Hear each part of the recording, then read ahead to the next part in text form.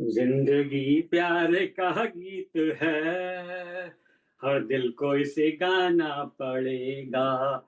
जिंदगी गम का सागर भी है, हंसकर उस पार जाना पड़ेगा। ए रामू, अरे भज्जी, भाई सब कहाँ चले गए? हाँ, इतनी वीरानी क्यों छाई हुई है? अरे भाई, म्यूनिसिपैलिटी के वार्ड मेंबर का एक छोटे से चुनाव ही तो हारा हूं, जिंदगी से तो नहीं। कहीं ऐसा तो नहीं कि ये लोग भी औरों की तरह साथ छोड़कर चल दिए? खैर, कोई बात नहीं। भाई, जब जहाज डूबता है तो सबसे पहले ये चूहे ही तो कूद कर भागते हैं। शायद जिंदगी की अब यही सच्चाई भी है। अब आप कहेंगे कि ये जोकर हमको जिंदगी की फिलॉसफी समझाएगा, हाँ?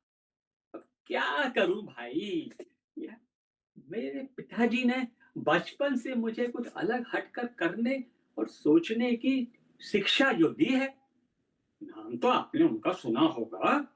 अरे, मेरा नाम जोकर फेम के वही मशहूर राजू जोकर। मुझे अभी भी याद है, मरते समय तक वो बस मुझसे यही कहते रहे, राजकुमार बेटा, जोकर की जिंदगी तो बड़ी कठिन होती है। तुम्हें अपने सब दुख और परेशानी भूलकर बस किसी तरह जनता का मनोरंजन करते रहना है। और बेटा, कभी हार मत मानना। ये कहते हुए पिताजी तो चल दिए। अरे पिताजी, मैं कभी भी हार नहीं मानूंगा, हार नहीं मानूंगा। राजेश बेटा, तुम उस कोने में छिपे हुए क्या बैठे हो? अरे इधर आओ। हाँ, इतने गमगीन मत हो बेटा।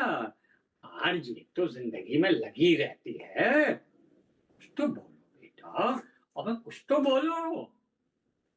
क्या बोलूं पिताजी, आप इस चुनाव में खड़े ही क्यों हुए थे? और जब सब कुछ ठीक ठाक चल रहा था तो ये आखिरी का ये पासा कैसे पलट गया? हाँ, क्या बताऊं मैं भी तुझे बेटा। मेरे कुछ दोस्तों ने मेरी लोकप्रियता को देखते हुए मुझे सर्कस मुझे चुनाव लड़ने के लिए बस राजी कर लिया। और जब मुझको जोकर का चुनाव चिन्ह मिल गया तो मैंने समझा कि भाई अब तो शायद जीत ही जाऊंगा। पर मुझे क्या पता था इस राजनीति में कितनी गंदगी है। उफ, ओ, अरे तूने तो सब देखा ही है। उस नेता ने कितना दबाव बनाया था नॉमिनेशन के समय, क्योंकि उसका भतीजा चुनाव लड़ रहा था। हाँ, और किस तरह की मुझे धमकियां मिल रही थी। अरे बाप रे। हाँ, जोकर, तेरी सारे हिम्मत कैसे हुई हमारे खिलाफ चुनाव लड़ने की? हैं? नाम वापस ले ले चुपचाप, नहीं तो तेरी हाथ पैर हम काट देंगे। अरे बाप रे। मैं तो डटा रहा, लेकिन लेकिन बेटा, जब धन और बल का वो नंगा नाच शुरू हुआ और एक एक करके मेरे सब साथी भी कटने लगे, तो मैं समझ गया कि अब तो भाई जीतना बड़ा मुश्किल हो गया है। अरे तुझे क्या बताना, तूने तो सब देखा ही है। हाँ पिताजी, पर दुख तो इस बात का है कि यहाँ का पूरा प्रशासन, पुलिस, चुनाव आयोग, यहाँ तक कि पूरा मीडिया भी इस खुले भ्रष्टाचार के आगे बिका हुआ दिखाई दे रहा था। सबके सब बिल्कुल मूक दर्शक बने हुए थे। यही तो बेटा आजकल की सच्चाई है।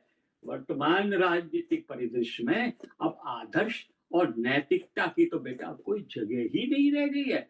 अब तो सब पार्टी और नेता तो बस किसी तरह से चुनाव जीतकर सत्ता को काबिज हो और फिर उसका दुरुपयोग अपने निजी स्वार्थों के लिए ही करते रहते हैं। पब्लिक इंटरेस्ट की तो अब कोई बात ही भी नहीं करता है।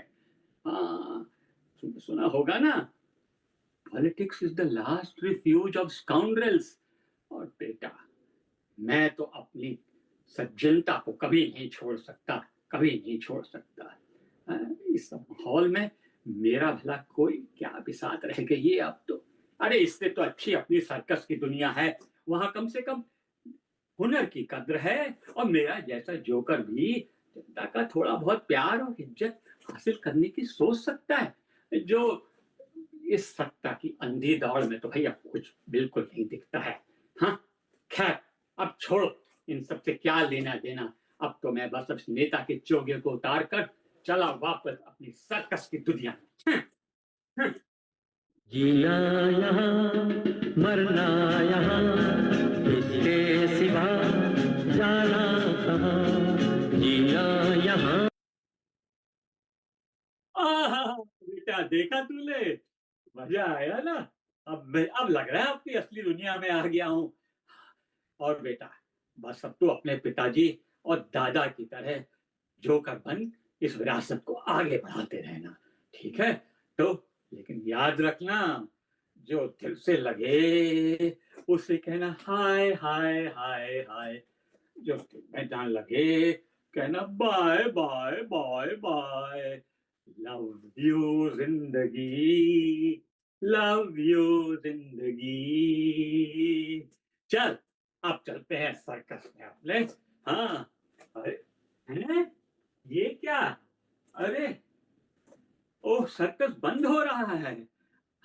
फिकर मत बेटा, फिकर मत, कोई बात नहीं है, मैं हूं ना। चलो, अब चलते हैं अमितेश के नाट्यशाला में, वहां खूब धमाल मचाएंगे, मोनो एक्टिंग ड्रामे करेंगे, और वहां भी तो खूब जो लोगों का मनोरंजन करके नाम कमा सकते हैं।